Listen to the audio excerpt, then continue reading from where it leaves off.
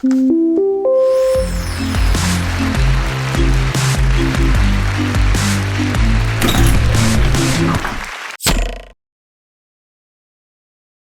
as part of your drawing kit, I mentioned the brush, and these are very inexpensive brushes. Don't go spending money like it's a watercolor brush.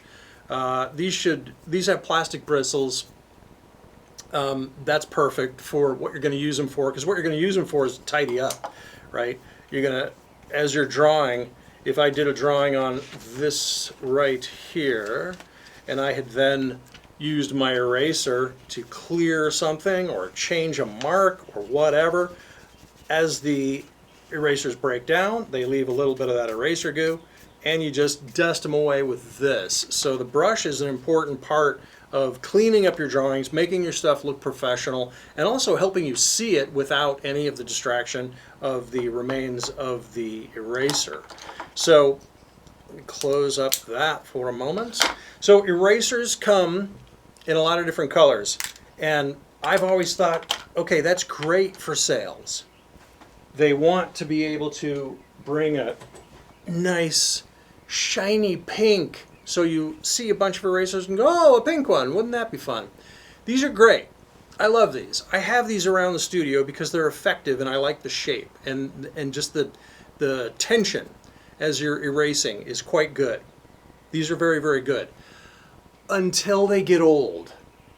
Okay, there's something about this pigment in these pink erasers, and the people who manufacture these, please leave a comment if you have something you want to say about this, because this has been an irritation point for me for a very long time.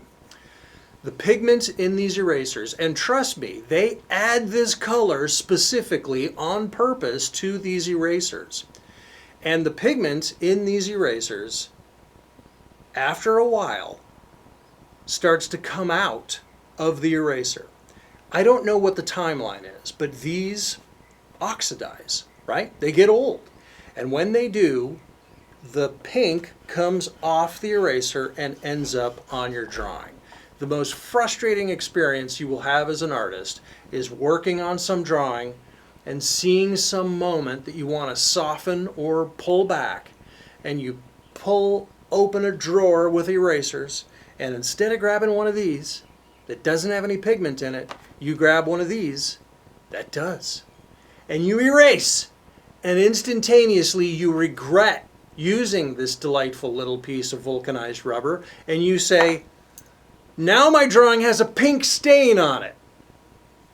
I think it's probably a couple of years, maybe 3, could be 5, where these things become, they make marks. They stop removing marks, they start adding marks. You've seen it happen. You've picked up one of these, a pencil with one of these old erasers on it, and you're writing, you're drawing, you're doing whatever, and you go, you got to make that noise when you do it, right? Pink, right? Why? For the love of everything holy, is something that's intended to remove a mark, created in a way so that it now makes a mark. So that's my rant about the pink erasers. So let's move on to the erasers that I do trust and that I do use, and those are these. The white erasers are the ones that I go to over and over again. And of course, these all have some serious city miles on them. So this used to be a white eraser, right? And now it is covered in graphite, and you can only see the white part here at the end. The one that I have used consistently for years is the Statler, which sounds like a country band. Yeah, the Statler Brothers erasers. Yeah, the erasers are consistent, very good. Use them. I have dozens of them hidden around this studio somewhere.